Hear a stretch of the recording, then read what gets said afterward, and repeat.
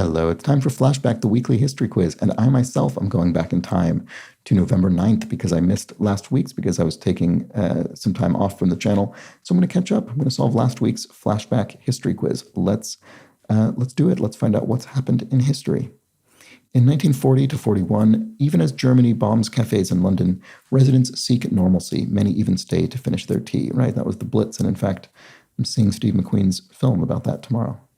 Mary Patton becomes the first American woman to command a cargo ship, fighting off a mutiny on her way to California. She's 19 and pregnant at the time. Well, that'll be before this, I would think. Yes, 1837. That's extraordinary. I'd love to read that story. Bob Barker starts hosting the game show The Price is Right. Prizes include a typewriter, a sewing machine, and a Chevy Vega station wagon. I assume that's in, what, the 50s or 60s? Maybe 60s. No, 72, sorry.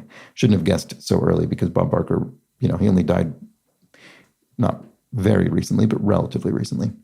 To erase the memory of Nero, Rome uses his land to build a public arena. It becomes known as the Colosseum, named after a colossal statue of Nero. And there we go. Obviously, that's well before circa 80. There we go. And the film Footloose debuts. It's based on an Oklahoma town that banned dancing for 80 years until students successfully petitioned to hold a prom. I've never seen the film Footloose, but I have seen a musical based on it because my friend was in it fairly recently. And anyway, yeah, I read about this town as a result of that. I think this film was, what, the 80s? Yeah, 1984. Okay.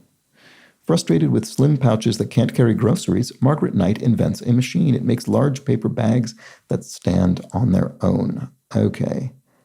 Yikes. This is where I start to be unsure.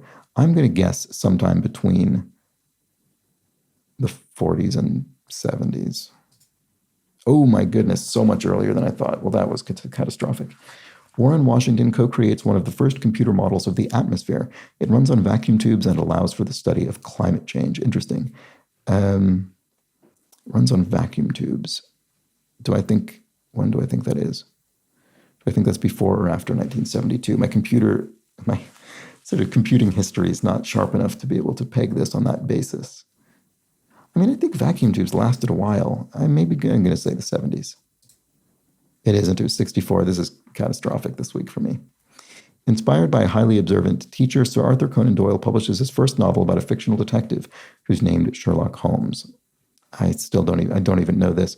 Do I think it's before? Oh, no. It must be after 1871 because, no, maybe it isn't. I think it is because he was able to see filmed version. Arthur Conan Doyle, I recently saw the premiere as part of the London Film Festival of three silent Sherlock Holmes stories filmed. They were restored and hadn't been screened in restored form for many years. And anyway, apparently Arthur Conan Doyle had watched this series of films and really loved the actor's portrayal of the character. So he would have still been around when that was possible. Yes, okay, so 1887. So good, that bit of logic helped me out. Made of bronze, the Nebraska sky disk becomes one of humanity's first concrete depictions of the stars. Nebra sky disk, probably before 80. Yeah, okay, well before 1600 BCE, there we go. Okay, well that was terrible. Look at that, I did worse than most people by considerably. So let's see what I did, how other people did. A quarter of people misplaced the Nebra sky disk. Just about everybody, unsurprisingly, correctly placed the Colosseum.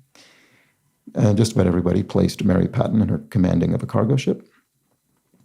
About a quarter of people, like myself, misplaced the paper bag machine.